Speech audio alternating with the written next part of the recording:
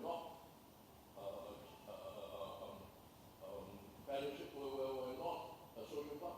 We enjoy our fellowship. We are not a charitable organization, but we do a lot of charity. And we are not a religion, but we make people think about the meaning of life. So this is my little advertisement. So now, I suppose 5,000 we can start. Life does take very unusual turn. When Andrew and his younger brother, Albert, were in primary school, me and my wife used to send them to ACPS, those of you old enough to know ACPS. And while sending them there and waiting for them after school, I would look at this building. What on earth is this building? This campuses and square campuses. It's a Masonic building. And that actually triggered my interest in Freemasonry. And why I say life does make its turn. Now today, I'm a member. And that little boy who used to go to school is now here giving a talk. In fact, he's also my teacher. So man, because I took a course on Coursera, and he was my teacher. That night was very cute. I was listening to his lecture, and my wife was sitting opposite me and said, "Isn't that actually talking? What are you doing?" I'm taking a lesson for my son. So, now, other than that, I don't need to introduce him. I think you all know his achievement. So let's give a welcoming clap to Andrew.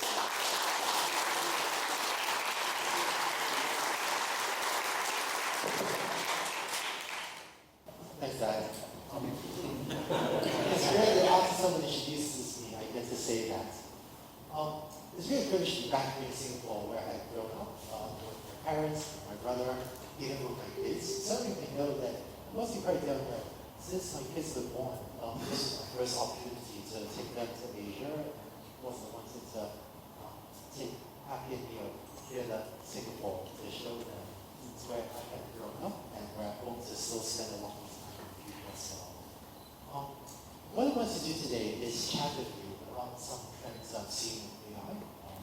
And I was going to talk for maybe 25-30 minutes, and I would love to leave lots of time for discussion. Sure, Andrew, maybe you have to put your mic closer. Oh, okay, got it, right. Thank you.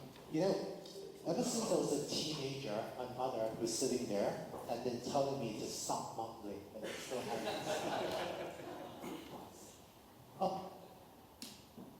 So there's a lot going on in AI right now. And people often ask me, hey Andrew, where are the biggest opportunities in AI? And this is what I think of as the AI stack. And this will speak to, I think, a lot of the work that Singapore organizations can do as well in AI. But at the lowest level is the semiconductor level. So NVIDIA is doing very well, we have the Intel, also some of the startups. On top of that are the hyperscalers and the large cloud companies. And then on top of the large clouds are the AI foundation model companies like OpenAI, Anthropic, Google's Gemini team, and many others. They're training very large AI models on massive amounts of data, just hiring a lot of products. It turns out that even though a lot of the media hype and social media hype is on these technology layers, almost by definition, the biggest opportunities has to be at a different layer, which is the application layer, where thanks to others spending billions of dollars to train AI models, to then offer them to all of us for dollars or tens of dollars, the opportunity to take these models and build things that were not possible before is much larger than ever before. And it turns out that for this whole AI industry to work out, we need the applications to generate even more revenue in the technology layers, because the application providers have to pay the technology providers. So look in the future, despite the hype being primarily on the technology layers, the most value has to be created at the application layer. And for most nations and most businesses, that is actually where the biggest opportunities lie. Now, there's a lot going on in AI. If you was ask me what's the one most important trend in AI, I would say it's agentic AI. About a year and a half ago, when I started giving talks trying to convince people to take AI agents seriously, did not expect back then was that a few months later, a bunch of marketers would get a hold of this term agentic AI agents and take it as a sticker and slap this on almost everything in sight. So I think agents have been massively hyped up since around last summer. But prior to the marketers, the term agentic AI actually had a technical meaning for us. And I want to share with you what agentic AI actually means and why I think it means. In terms of the way most of us use large language models, like ChatGPT or Gemini or Claude, is by prompting it or giving instructions to generate an answer to write an essay for us. And the way we force AI models to write an essay is akin to going to a human, or in this case, going to an AI, and saying, I would like you to type out an essay for me on a given topic, but I need you to type out the whole essay by just writing it from the first word to the last word, all in one go, whenever using capitalization or also the sound of difference. And it turns out that people, we don't do our best writing by being forced to just write this completely linear order, and neither does AI. Despite the difficulty of being forced to write this way, our AI systems do remarkably well. But it turns out that simple humans, if we allow it to take a more iterative approach, we let the AI algorithm to first write an essay outline, then see if it needs to do any web research. And if so, download a few web pages and feed that back with an AI model's input, called the input model context. Then write a first draft, and then read your own first draft and reflect on where you might improve it, then revise it. This gives us a much more iterative approach where the AI system does some thinking, does some research, then revises its work, goes back and thinks some more, and by going around this loop many times, it delivers a much better work product. It takes longer, but this actually works much better. My team collected some data on the application of AI to writing code, and it turns out that very low model, GPT 3.5, this very first version of ChatGPT, on this coding benchmark, it achieved 48% practice. So it solved the coding puzzle 48% of the time. GPT-4, which is a much better model, achieved 67% accuracy when forced to type out the code in this linear. You type out the program and run and see what works kind of way. And it turns out that if you take the older GPT 3.5 model and wrap it in an agentic workflow, then write code, test it, reflect the code, revise it, run multiple times, GPT 3.5 with an agentic workflow significantly outperforms GPT-4, and GPT-4 with an agentic workflow also does fantastic. So as exciting as the progress in models was from GPT-5 to the much more modern GPT-4, that improvement is dwarfed by the improvement from GPT-3.5 to using an agentic workflow.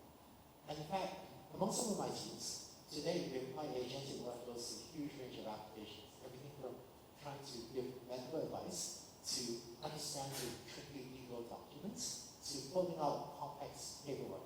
Maybe unfortunately one of the tasks that's important is a tariff compliance. So the agentic workflows try to lead you really complex tariff documents for tariff compliance. But what we find for application after application is that agentic workflows is instrumental to delivering the level of performance we want for a huge range of applications in many different industry sectors.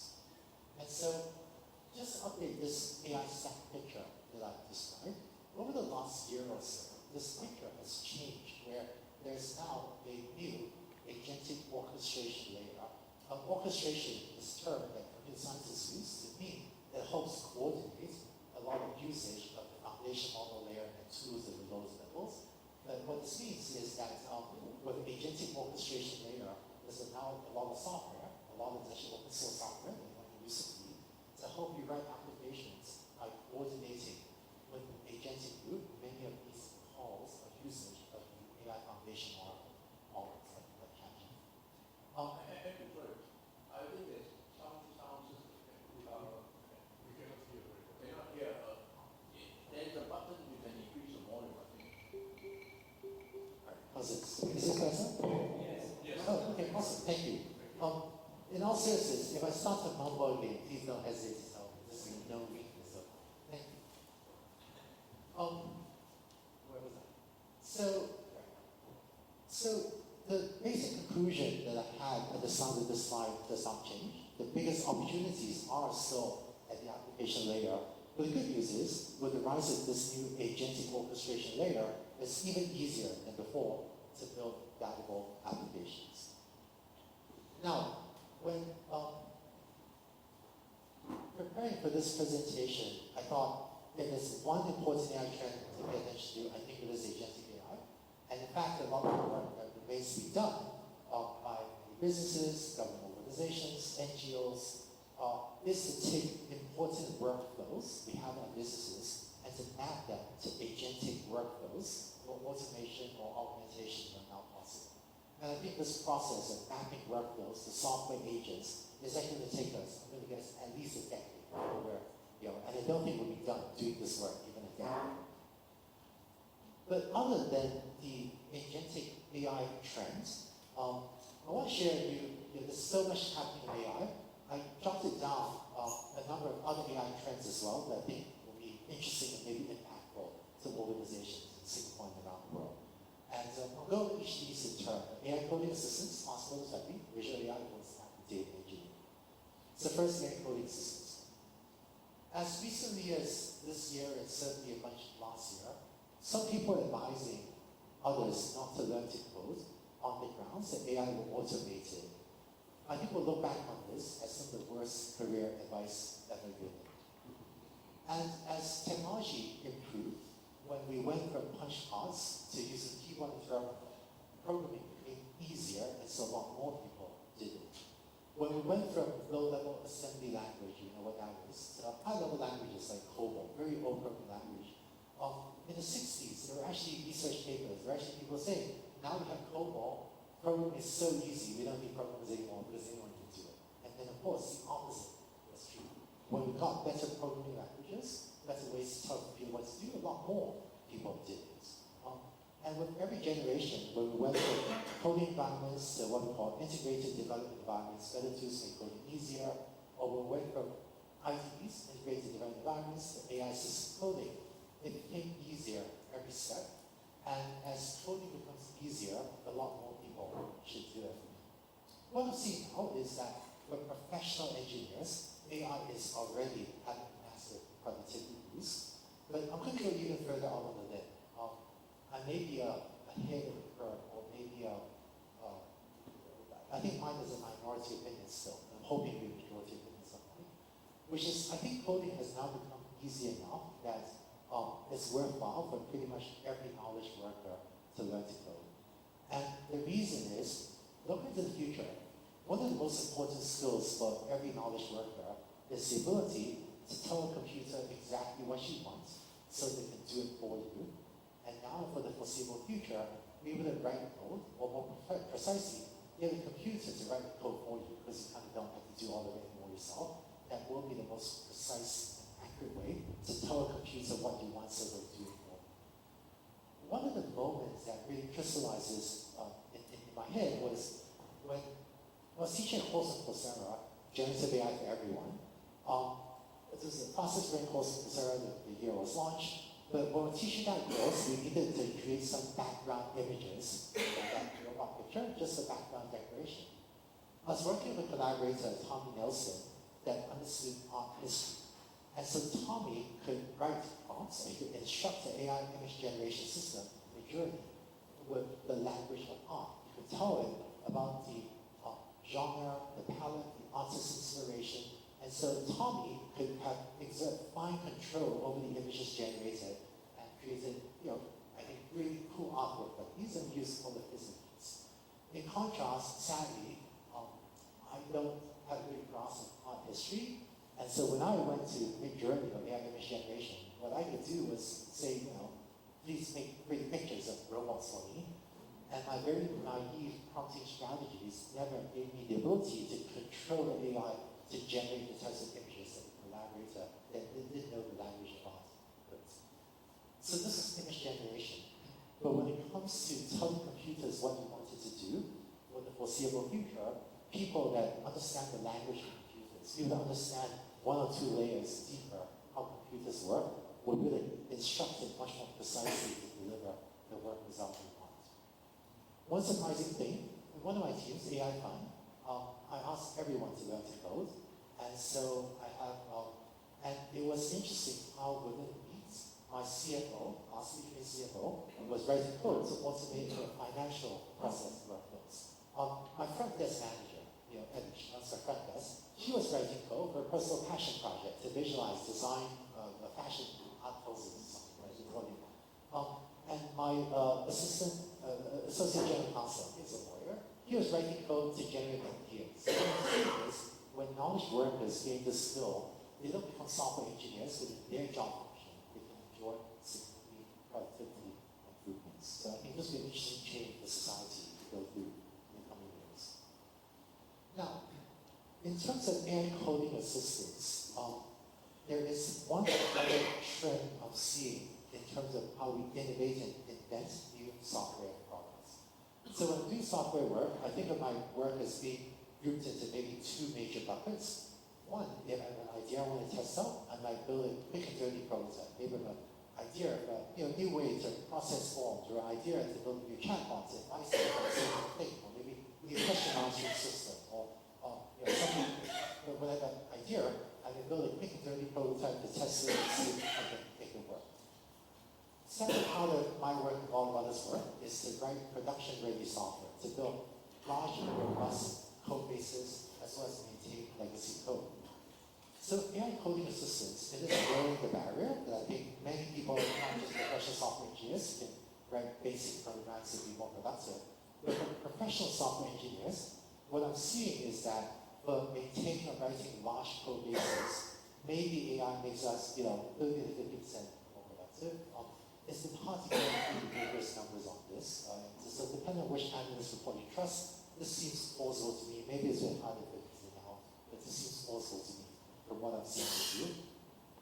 But when you look at the ability to build quick and dirty prototypes, to quickly test an idea, this is not making us 50% faster. This is making us more like 10 times faster, 1,000% faster. There are many, many projects that 2 years ago would have taken me 6 engineers and 3 months to build, that today I or one of my engineers will throw together over a weekend. And it turns out that when building prototypes is so cheap, it means that to pursue innovative ideas, to invent new things, it actually is rational to just build tons of prototypes. And if building 20 prototypes is the price for results in 18 being thrown away, but that's the price finding 2 that you then take to scale, that is actually a worthwhile trade-off in a way that was not true 1 or 2 years ago. I know that some organizations are lamenting that a large fraction of proof of concepts never make it to production. I don't feel that way, because what I'm seeing is the cost of proof of concept is rapidly being driven towards zero, and when it's cheap enough, you just do it and throw it away. There are a few reasons why building prototypes is so fast. It turns out that standalone prototypes have less integration with legacy data and legacy software, so it plays more to the strengths of AI coding assistance. And it turns out that the requirements for building proof of concept of prototypes is much lower. You have much lower reliability requirements, and frankly, I know I'm not supposed to say this, but I routinely go to my teams and tell them, go ahead and build insecure code. Right? Because if the code is only going to run on your laptop and you're the only user for it, then assuming you will not maliciously hack your own laptop, it's okay. So long as there's no PII, with some little assets, no sensitivity. But so, I know that in Silicon Valley, the mantra, move fast and break things, got a bad rep, because, they broke things. But some people took away from this that you should not move fast. I think that's a mistake. I instead tell my teams to move fast and be responsible. And what I'm seeing is that for businesses that organize appropriately, we usually can find ways to move very fast. Then engineers, or non-engineers at this point, try things out and prototype like crazy, but do so in a way that does not create material downside risk to the business or material downside risk for the users that we may be showing some of these products. So this is really speeding up the pace of innovation. And frankly, I think it's actually really exhilarating, the speed at which we're moving. I know that when I talk to people about speed, sometimes people feel like, boy, it's stressful, you're working so hard to move fast. I want to offer you a different analogy. For most of my life, I've been obsessed with speed, even long before Gen AI. I feel like AI's been exciting, but it's been as if, we're on a slow-moving roller coaster. We were on a slow-moving roller coaster. And it's exciting because it is a roller coaster, but it was a slow-moving roller coaster. And what has happened in the last couple of years is it feels like our roller coaster has picked up a lot of speed. So it's much more exciting. We're just getting a lot more done.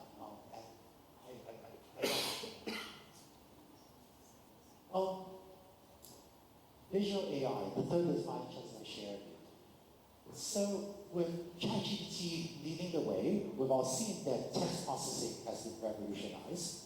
What is maybe less widely appreciated is that image analysis, not just image generation, but image analysis is also getting to a tipping point.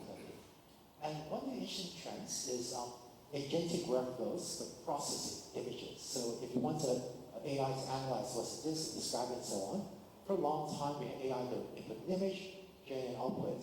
But agentic workflows where AI systems examine the image, do some interpretation, examine it, and just think for a long time to figure out in detail what is in an image. And it turns out that maybe the most important type of image for businesses is actually PDF files. All of us have tons of PDF files in our laptops and data warehouses, and until now, we really, it just sat there. We didn't have a way to peer into it and really get value out of it. But with agentic document extraction, I'm seeing that you can now take medical forms like this and accurately extract out things like patient relationship employer, extract out fields. And to me, forms like these are really a fundamental visual layout of the image, not just a text. The visual layout is important as well. Or given a financial chart like this, to look at the graph and turn that into a large language model, AI model, ready output for downstream processing. Was turn these charts into numbers. And then also, given a research article to accurately interpret diagrams like this. So agentic document extraction, I'm seeing nation states with hundreds of millions of documents now start to think, can we process these documents and get value out of it? I think the number of use cases will be very large. Voice stack. So it turns out that building voice-based applications is much easier than it used to be. I think people still have not yet built as many voice applications as I think are now possible. Maybe I'll skip this. Just to show a quick demo, my team threw together an avatar of me. This is audio, see if this works.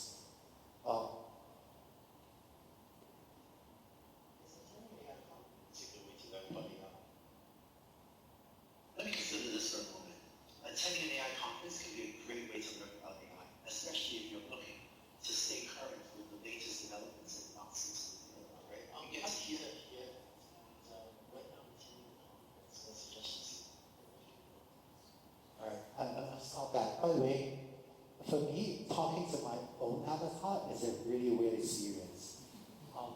But if you want to play with it, it's actually on the internet.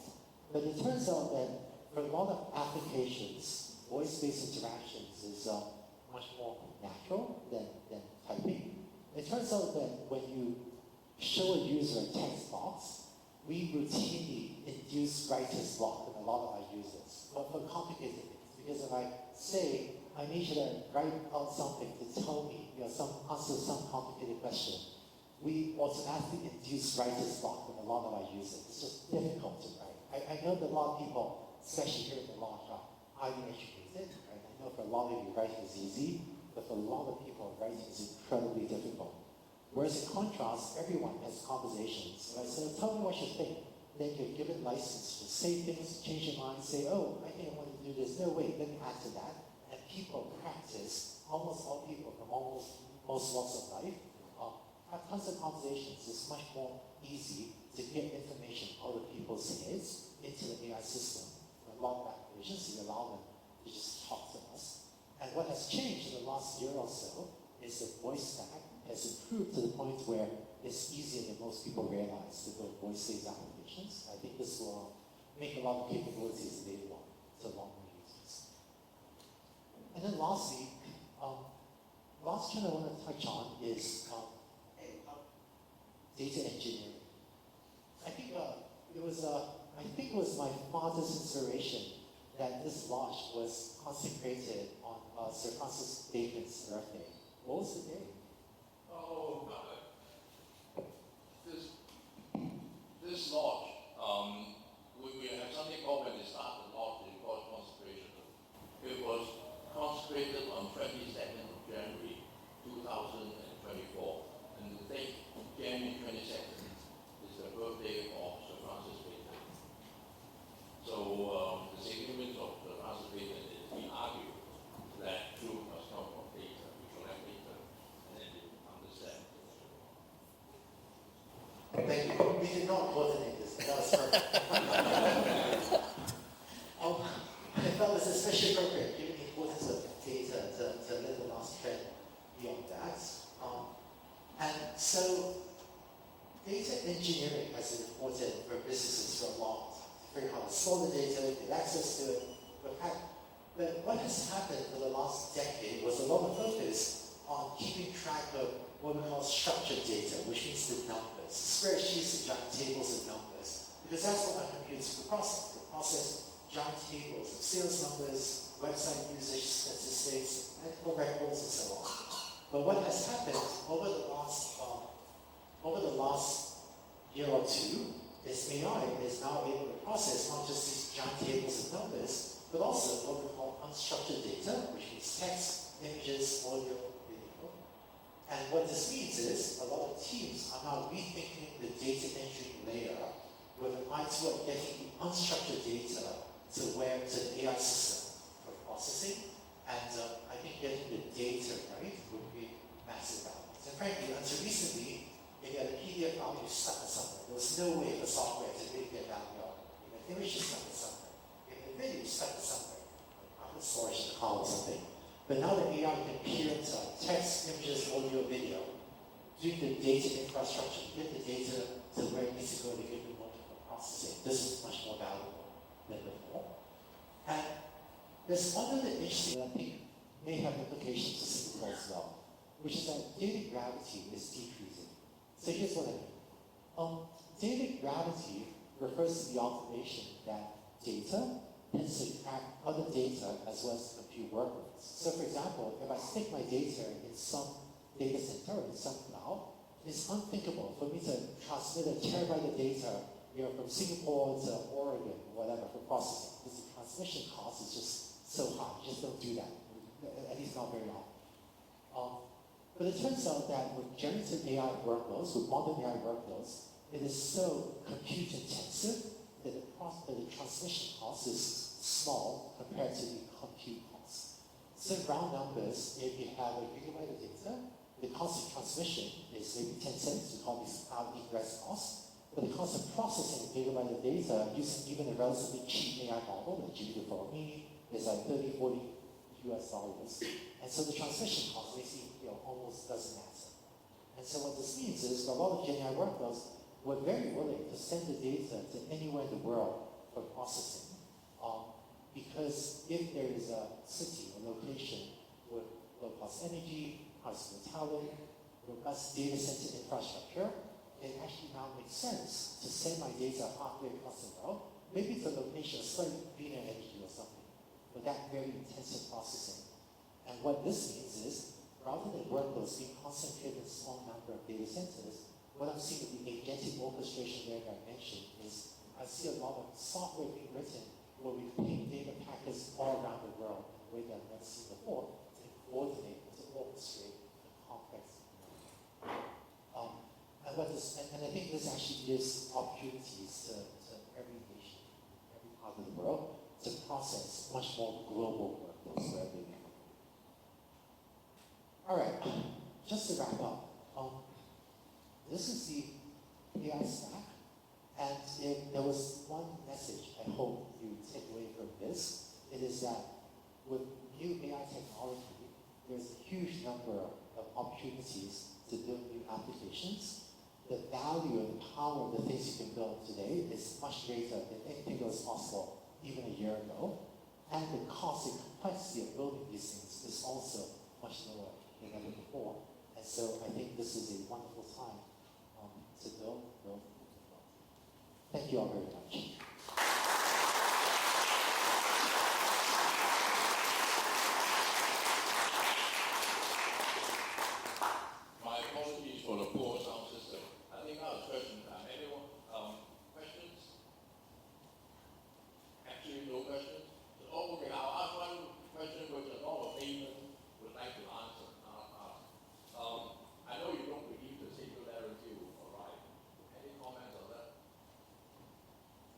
So it turns out that there are new terms like the singularity and AGI that have become terms of hype rather than technical terms. So when technologists building these things, day to day, we do not use the term singularity, we do not, AGI just does not at all come up with conversations. I find that there are two types of people that use these terms. One is someone that maybe is not as technical, with curiosity and wanting to learn about this, that's one. The other is, to be candid, is usually a CEO of the company trying to generate hype to raise funds. And that's when they would use this term as well. And I think because there's so many different definitions of singularity or AGI, these terms have lost any position in meaning, as in so many people mean different things by them at this point, that depending on how you define these things, maybe the singularity got here 10 years ago, I don't know, or maybe it'll be 100 years from now. But it turns out that even though AI is advancing rapidly, even AI has to obey the laws of physics, and so I don't see a scenario where there's some insane, sudden take-on, even though things are moving really quickly.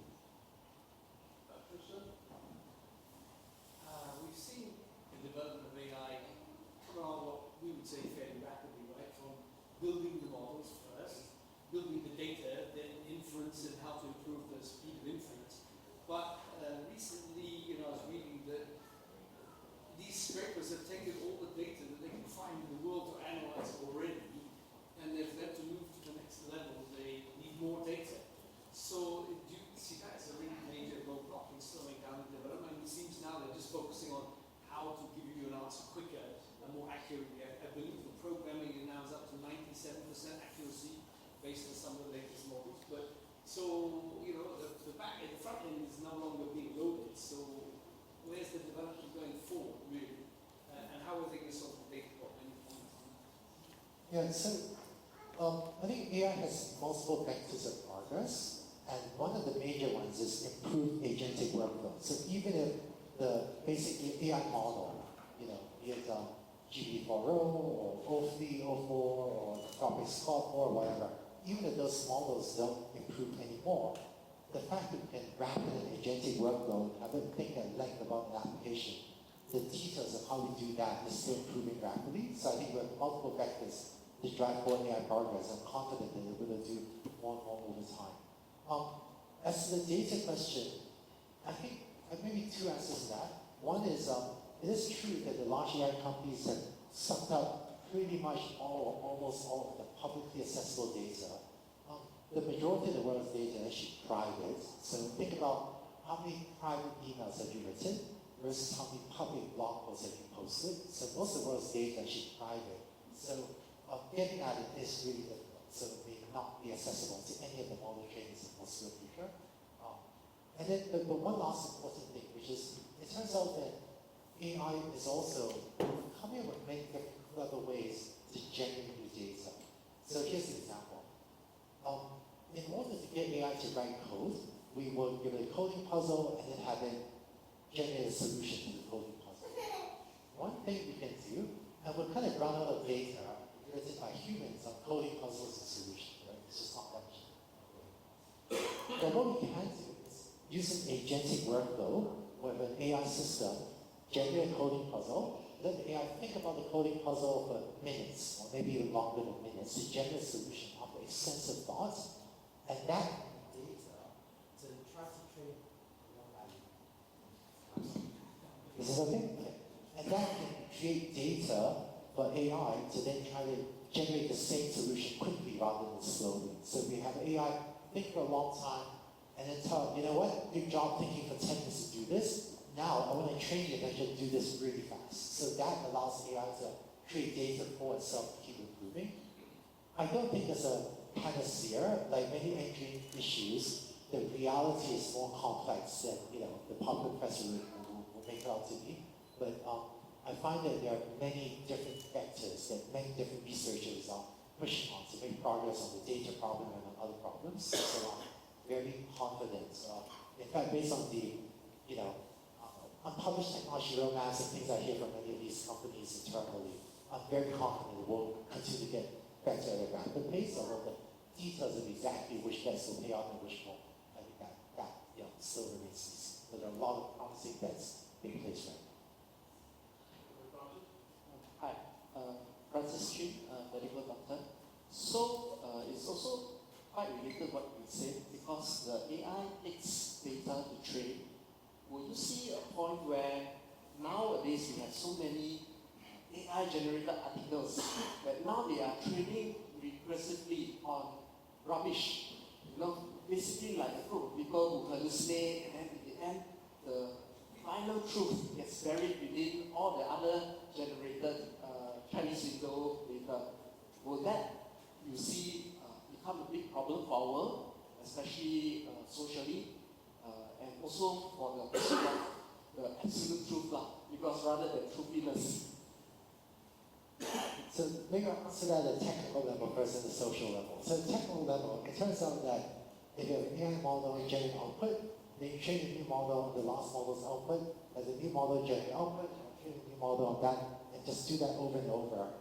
You do end up with something called model collapse, which is a model that stops generating the same thing over and over.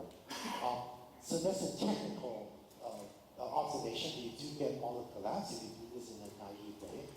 Fortunately, the teams training these AI models do a lot of work to filter high quality data from low quality data, and it's actually absolutely true that there's tons of low quality generated stuff on the internet now. That amount of stuff is skyrocketing. Fortunately, the AI teams doing the work is doing a decent job filtering out a lot of this. And so the historical content, this is partly why some people, I don't even maybe follow, there was a lawsuit in which some authors sued Anthropic for training on books without their permission. There is still high quality data, it takes a little bit of work to get at it. So I think these are engineering problems that we have decent solutions to when people just work at it, so it feels okay. And then as the truth, I don't know, it does feel like social media is being polluted, and the grounds on which society tries to arrive at a common truth with the free press under attack in certain places, including the United States. I think those are big challenges. Don't know that AI is the biggest driver of that. Maybe it's helpful, maybe it's harmful, but that pillars of democracy and the weakening of it certainly worries. Thank you so much, Andrew. I'm just wondering, what is your biggest hope for the future of AI?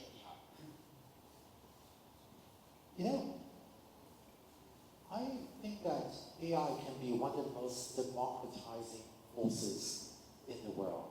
Because it turns out that one of the most expensive things in today's world is intelligence. It costs a lot to, find a highly skilled doctor. Father, like many others here, here. It costs a lot to find a highly skilled doctor to look at our conditions and advise us. It costs a lot to find a highly skilled tutor to patiently, tutor our children. And so, until recently, only the relatively wealthy could afford high degrees of intelligence. But with AI, I think there's potential that everyone could hire an army of smart, well-informed staff to advise all of us on things that matter to us, and dramatically lowering that cost of access to intelligence, I think would lift up a lot of people and give a lot of people the types of resources that previously only the wealthiest among us had access to. Andrew, I'm an engineer turned VC investor. So my question for you is, given all these logos from US and China, the big players, where do you see the regional play and as local players, as in Southeast Asia, maybe Singapore? For the venture funders, where do you think we should have a chance competing with all these big logos? So I think what I'm seeing right now is the set of opportunities is vastly greater than the number of people with the technical skill and know-how to execute on those opportunities. And so it feels like there's so much blue ocean. And even my team, we're often feels like we have a lot more ideas that we can find highly qualified people to execute on it. I think what this means is there are actually lots of opportunities anywhere in the world, Singapore and elsewhere. And one thing that I think would be appropriate for Singapore would be if there are businesses that are most efficient to start locally, and that gives you a wedge to prove out something, to then eventually take global, to Southeast Asia, even to a global market, a larger market in Singapore.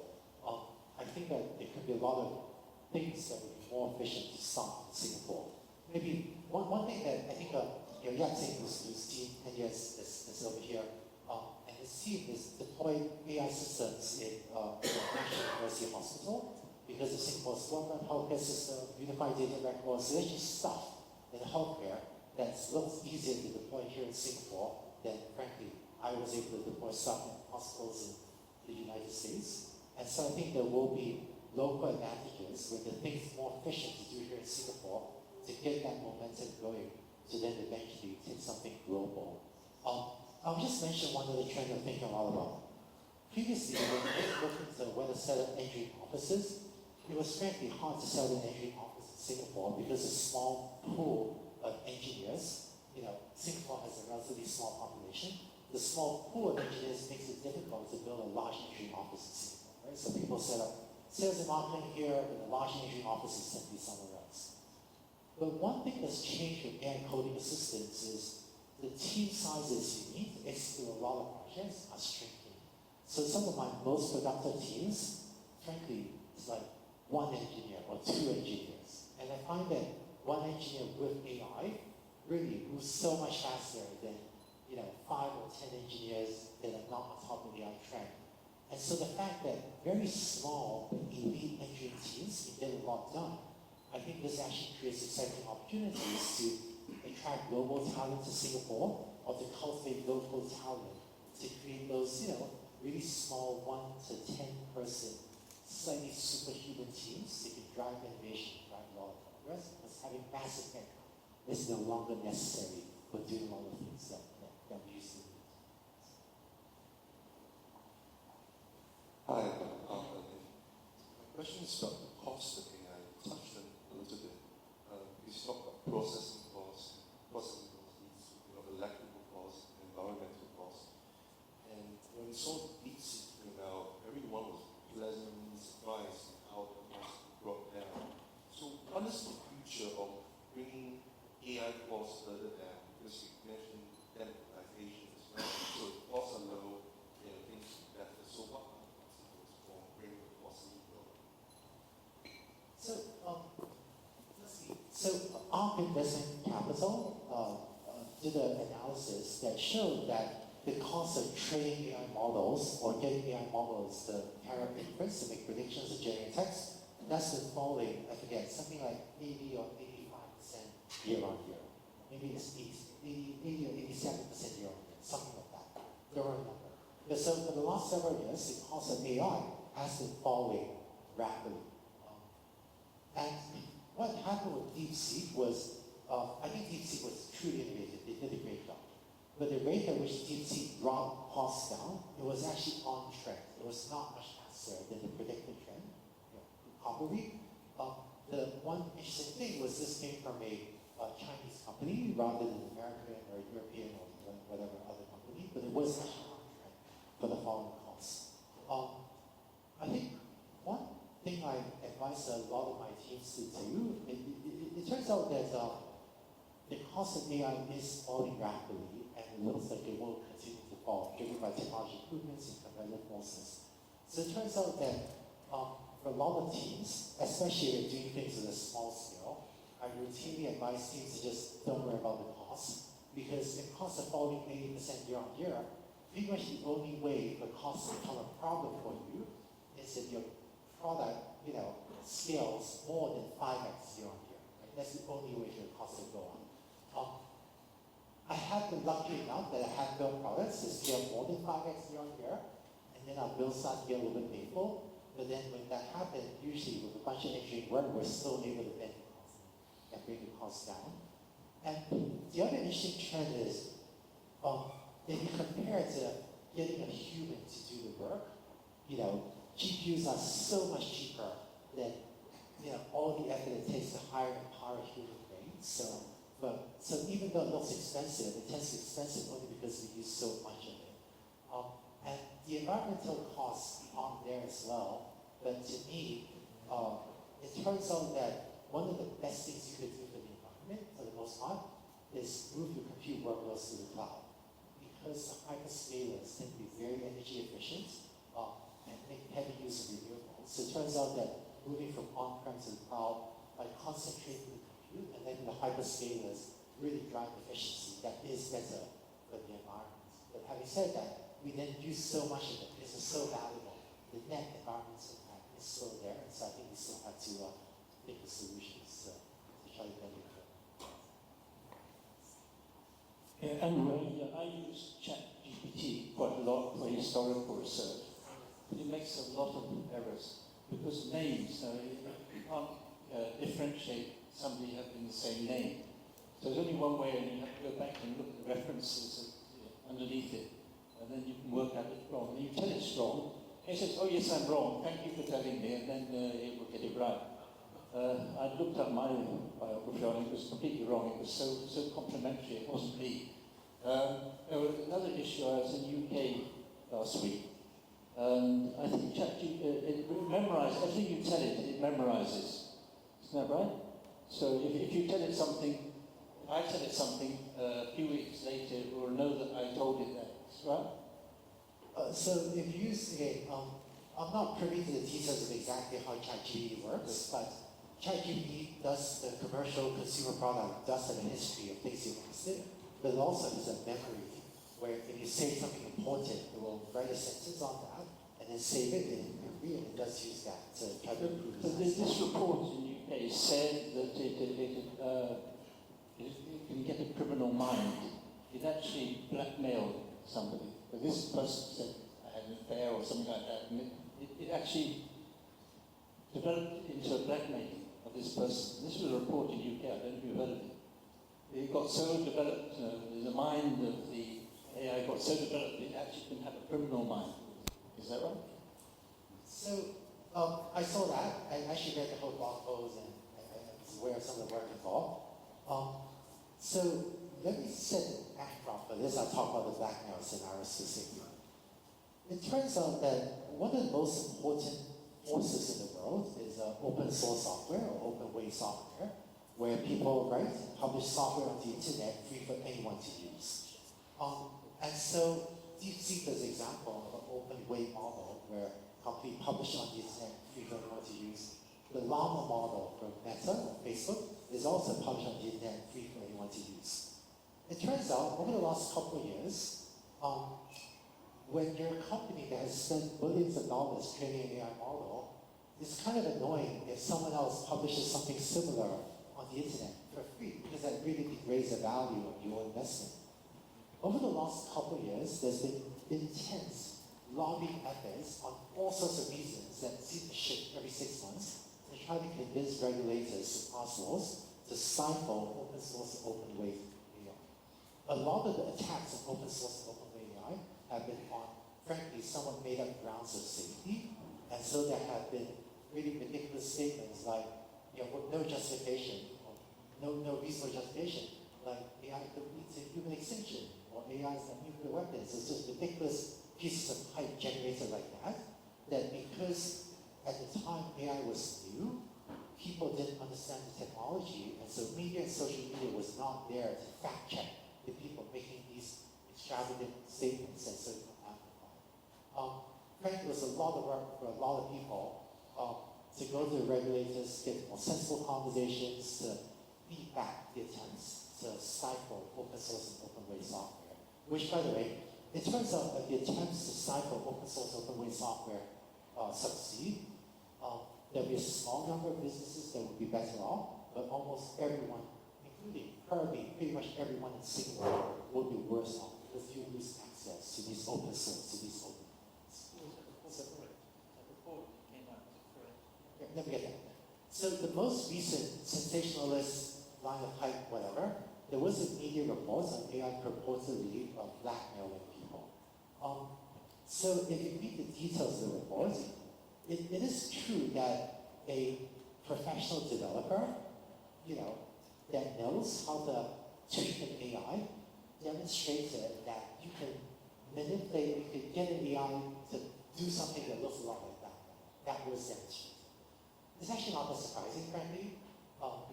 Professional developers that know kind of tricky ways to prompt AI, we've gotten AI to do all sorts of inappropriate, to really say all sorts of inappropriate things. We've done that.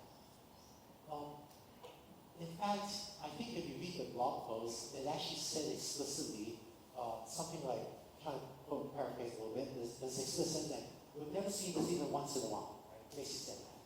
So what happened was a number of really clever, it turns out that engineers like me, to do safety testing, we routinely carry out red teaming on our systems, which is, we do stuff to make it misbehave, to see how we can make it misbehave, so that, because that's an important exercise to make sure it never actually misbehaves when we ship it to innocent users. But consider this, the very blog post that demonstrated background behavior themselves said, we've never seen this in a while even once, right, this type of behavior, and I find that this is another example of taking a really artificial situation where developers, I think the blog post actually said, we deliberately set a system where the AI has only two choices. It can fail, it's objective, or it can do something unethical. And the way we set it up, we call it to demonstrate doing something unethical. And that's actually not that surprising to me, but make the AI do that. So my advice is, don't be alarmed. There's a huge difference between the misbehaviors that professional software engineers really skilled at influencing AI can get it to do versus the true experience of innocent users using it. And I think over the last few years, if you are not skilled in manipulating AI, it is actually very difficult. Go ahead and go to the public OMs. Go ahead and try to get it to say something inappropriate. Like try to get it to give instructions to commit an illegal act. Try to give instructions to do things really people should not be doing. It's remarkably difficult. Doesn't mean that software engineers and development can't do that. Yes, they can do that. But I think that OMs are incredibly safe. But sometimes certain organizations still have an incentive to take the corner cases and generate sensationalist articles as part of this ongoing effort to drum up PR for fundraising purposes or to try to manipulate regulators into stifling competition. So my advice is just don't worry about this. Andrew, thanks for your time this evening. I'm Lee Jr., just a curious guy with a simple mind. What I really want to know is what drives you, right? I assume it cannot be fame or fortune, world peace, or maybe it's enlightenment, but what is that one thing that drives you, and at the end of the day, you say this is a life well lived, a road well traveled. What is that one thing that drives you? That's what I feel. Nothing related to AI. I'll show you just very, very well the two rules of thumb I use when deciding what to do, and then there's a third maybe optional one. But maybe two things I believe in. One is I believe in making humanity more powerful. If we build two technologies so that humanity is more powerful, that drives progress of civilization. So that's one of the things. If we can make humanity more powerful, I'm generally inclined to do it. The second is I want to help others realize their dreams. It's important is not what I think what their dreams should be, but I want to help others realize their dreams. And this leads me to want to work not just on advancing technology, but also education, empowering others to build an AI.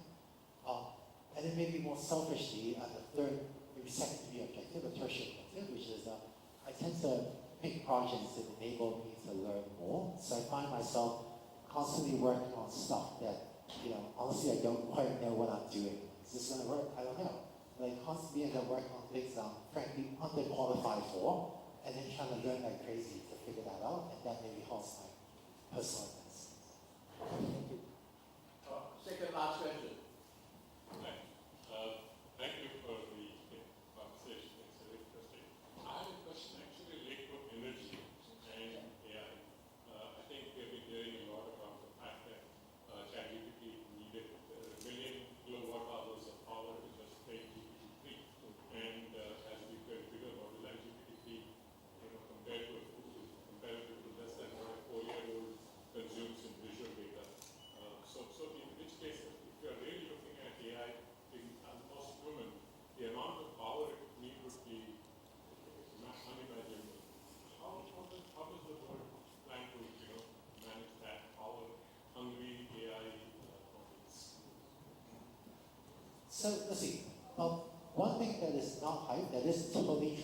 is it is really hard to get energy. So many of the hyperscalers are looking around the world for sources of energy. It is really difficult to find energy and interconnect, and the energy build-outs are really difficult to manage. A lot of my work is about AES, which is, I think, the largest manufacturer of renewable energy, a lot of wind, solar, battery systems for enterprises. And so working on solving all those problems, I see day to day how hard it is to get the permit to build a wind, solar farm. So that all that is true. Having said that, just sort of alluded to the cost of AI falling, maybe 80 to 85% year on year. It turns out energy consumption is also rapidly falling. But what has happened is AI is so valuable that even though the cost to train a similar model falls by, let's say, 80%, we then plow, 20 times as much money into it as the previous year. So there is net growth because it is so valuable. I'm cautiously optimistic about the future because the intelligence and results generated by AI are so valuable. And one of the reasons why we so energy consumption is because we use so much of it. When you take an older example, it turns out that if you do a Google search, I'm blanking. It takes like a fraction of a gram of carbon emission, something. It's such a fine fact. Definitely much less than 10 grams of CO2 emissions, or less than 1 gram. I did a back-of-the-envelope calculation, and it turns out that instead of doing a Google search, I drive my car to the local library. Then with my car, I'll generate about 500 grams of carbon emissions. So it's much better for the world that I stay at home and look up something with Google than drive to a local library. But the problem is, Google is so valuable, we do so many Google searches in aggregate, the energy consumption of Google data centers is large. But then again, the other side of it is the hyperscalers are very efficient. So that is it. It turns out it's much easier to drive efficiencies when you concentrate compute in the data center than it's a bunch of laptops or desktops sitting around the world. So I find that when you put all these forces together, I think intelligence is very high ROI, so I'm cautiously optimistic about the future. Maybe just to go off topic a little bit, I think we should seriously look at climate geoengineering. With the trajectory that the planet is on, 1.5 degrees Celsius is dead. That goal is just already dead. I think 2 degrees Celsius is pretty much dead. And realistically, I think we're looking at a catastrophic 2.5 to 4.5 degrees warming, of which data centers will be part of it, but a small part of it. But I think other things will be much more part of the data centers. So one of the things I work on is AI climate modeling to try to understand if geoengineering can bend the curve for climate change. So really quick, if you fly high altitude aircraft in the stratosphere, high in the atmosphere, and spray reflective particles out of the airplane, this is a form of climate geoengineering called stratospheric aerosol injection. And it turns out that, in round numbers, if you spray reflective particles in the atmosphere, so they reflect 1% of sunlight back out into space. Right now, a planet reflects about 30% of sunlight back into space, our Peter planet. If you reflect an extra 1% of sunlight back into space, it will cool the planet by an incremental roughly 1 degree Celsius. In my opinion, from a lot of climate modeling work I've done, there's a lot of climate scientists, this is our only hope for keeping the 1.5 degree goal alive. Without climate geoengineering, 1.5 degrees is dead. And I think we risk reaching tipping points, climate tipping points, so there's sudden irreversible impact on the planet that would be difficult or impossible with our lifetimes first. So I think at the government's global level, I think there will be solutions like this that will need to pursue. Thank you, Andrew, for your amazing sharing. It's really very insightful. So I actually have a question. As you mentioned that in the generation of AI, many people can do coding and then they can bring their ideas to life. But at the same time, we also see recently we have a lot of news that there's mass layoff, and also we see last year automated driving cars can take the job opportunities for all the drivers. So what's your opinion that in the AI generation is actually bringing more job opportunities, or is actually causing more job opportunities to lose in the generation of AI? And also want to ask you, do you have any advice for individuals like us or any professionals that how can we stay competitive in this generation of AI? Thank you. Thanks for the question. So I think there's a phrase that's going around that I agree with, which is AI won't take someone's job, but someone that uses AI will take the job of someone that doesn't. And in the case of a lot of job displacement, unfortunately, a lot of skills are becoming obsolete. One thing I worry about, you know, I have an academic affiliation, I love academia, but I find it a bit kind of slightly distressing that, you know, as of right now, as in a lot of students that just graduated, right, last month in the United States from multiple universities, just graduated with a bunch of skills that, in my opinion, are already, well, not all, but some fraction, of what they learn is already obsolete because we should be coding with AI assistants. And today, it's possible in many universities to get a bachelor's degree in computer science without ever having made a single API call to OpenAI, and without ever having used an AI coding assistants. So, to me, if the world has moved from punch cards to keyboard and terminal, if we're universities teaching people to punch cards as fast as possible, that's just not setting up the students for success. But the academic system, you know, is okay, I love academia, but it's a difficult ship to steer quickly, certainly at the pace that the technology is changing. So this is why in the United States, computer science majors, or recent computer science major grads, unemployment has ticked up to 7%, it's historical highs for a long time, compared to recent history. The flip side of this is many businesses just can't find enough people that know how to do Gen AI. So there is a huge market need there that is being unfilled, but the traditional educational system is training people on both skills. So I think closing that gap will be important. And I suspect that AI will create a lot more jobs than destroy, because historically, if you look at the future doesn't always follow the past, but history does rhyme. Historically, the good news is when people become more productive, people actually get paid more. You know, wages rise when individuals are more productive. And AI is a massive productivity boost. So over long periods of time, I think with higher employment and higher individual wages, it's good for people. But the challenge is the short-term displacement is so rapid that many people, that I think we have to do more to help people adapt. So deep learning AI, Coursera, certainly doing what we can. And I think for individuals, upskilling to, and maybe just here's one other thing I noticed. On one of my teams, deep learning AI, there was a marketing team. I noticed that my marketers that know how to code were starting to run circles around the ones that did not.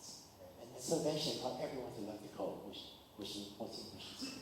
And in software engineering, we have this concept of a 10x developer, which is the idea of a developer that is supposedly 10 times more productive than the average developer. And it turns out it's pretty good to be a 10x developer. You may not get paid 10x more, but you probably get paid like 3x or 5x more. And so it's great for the business to hire a 10x developer, and it's great for the 10x developer as well. In other fields, we've not had the concept of 10x marketer or 10x most of the jobs. In fact, if you think about a supermarket or a checkout clerk, I don't think there's a 10x checkout clerk, because no matter how athletic you are, you just can't check stuff out 10 times faster than average. But as tech becomes more infused in more professions, the HR professionals, marketing professionals, financial analysts, data scientists, maybe even healthcare, I think we'll see the rise of a lot more 10x professionals. And it will be pretty good to be those professionals, but the upskilling challenge to get everyone to learn to use AI effectively, I think there's still a lot of work to do on this. As we are running out of time, and I'm exerting my power as a master of this talk to ask the last question. A very, very human question, not technical. Seeing my grandchildren there, and Andrew, I'm going to ask very personal. How do you see parents should raise their children knowing that AI, as you call it, the new electricity, is going to dominate the world more and more? Today I see a lot of kids with their parents going out to have dinner, lunch, or whatever. All the kids are on their tablets. And I just want to view, how do you see bring up your two children, my grandchildren?